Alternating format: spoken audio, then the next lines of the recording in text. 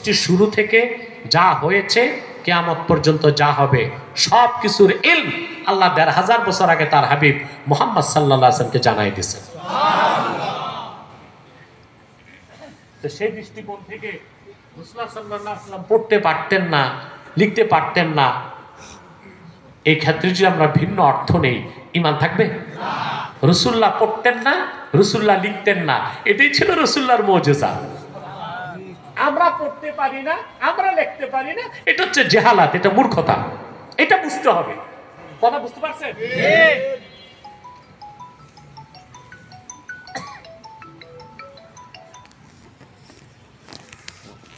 একটি bank account খোলা হলো, অ্যাকাউন্ট ছিল সুদমুক্ত, জমাকৃত অর্থের উপর ব্যাংক থেকে কোনো মুনাফা গ্রহণ করা হবে না, কিন্তু ব্যাংক প্রতি বছর শেষে কিছু টাকা কর্তন করে আবার কিছু টাকা মুনাফা হিসেবে প্রদান করে, সেক্ষেত্রে মুনাফা অর্থ গ্রহণ করা জায়েজ হবে কিনা?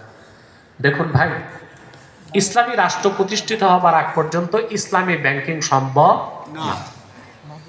অতএব আপনি যে কোনো ব্যাংকে লেনদেন করুন না কেন, ব্যাংক আপনাকে যেটা মুনাফা দিবে ওইটা আপনি গ্রহণ করে ফকির মিসকিনকে দান করে দিবেন সওয়াবের আশা ছাড়া, তাহলে আপনি সুদের গুনাহ থেকে বাঁচতে পারবেন।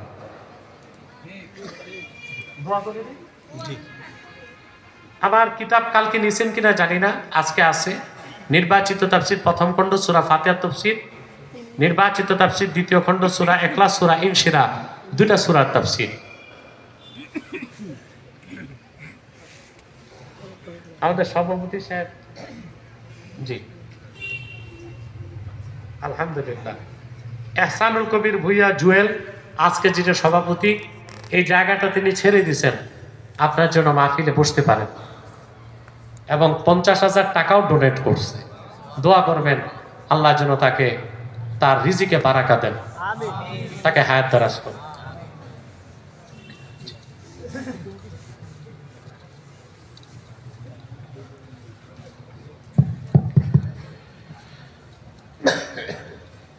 সম্মানিত উপস্থিতি, এখানে আমরা যারা আছি ইতিপূর্বে কয়েকজন বলেছিলেন যে হযরতের হাতে বায়াত নেবেন, তো মোনাজাতের পরে আপনারা স্টেজে চলে আসবেন, মোনাজাতের পরে স্টেজে চলে আসবেন, স্টেজে আসার জন্য বিনীতভাবে অনুরোধ করছি। এবং সংগঠনে যারা কাজ করতে চান আপনারাও ইনশাআল্লাহ স্টেজে চলে আসবেন। এবং বিশেষ করে ইতিপূর্বে আমাদের এই এলাকা থেকে অনেক ভাইরাই গিয়েছে, প্রতি মাসে মাসিক তালিমি জলসা হয় হুজুরের খানকা শরীফে, প্রতি ইংরেজি মাসের প্রথম বৃহস্পতিবার, প্রতি ইংরেজি মাসের প্রথম বৃহস্পতিবার। তো সকলকে এই প্রতি ইংরেজি মাসের প্রথম বৃহস্পতিবার এই তালিমি জলসায় ওখানে হযরত নিজে বয়ান করে থাকেন। তো আমরা ওই মাসিক তালিমি জলসায় ইনশাআল্লাহ উপস্থিত থাকব।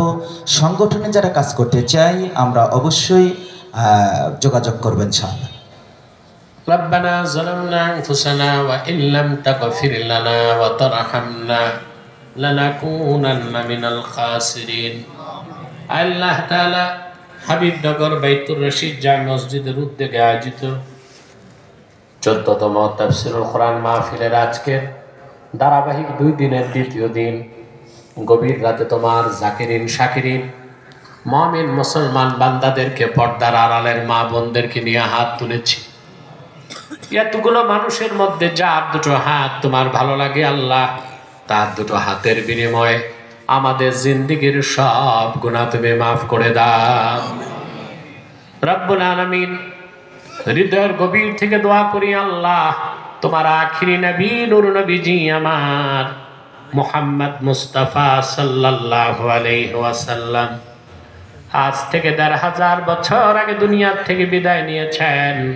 হায়াতুন নবী হিসেবে জান্নাতুল ফেরদাউস রওজা মুবারকে বিশ্রাম নিয়েছেন। আল্লাহ জীবনে একবার তোমার আখিরি নবী নূর নবীজি আমার মুহাম্মদ মুস্তাফা সাল্লাল্লাহু আলাইহি ওয়াসাল্লামের জান্নাতুল ফেরদাউস রওজা মুবারকে উপস্থিত হয়ে গো আল্লাহ তোমার হাবিবের নূরের কদমে দরুদ ও সালামের হাদিয়া দেবার আগে আল্লাহ তুমি ডাক দিও না।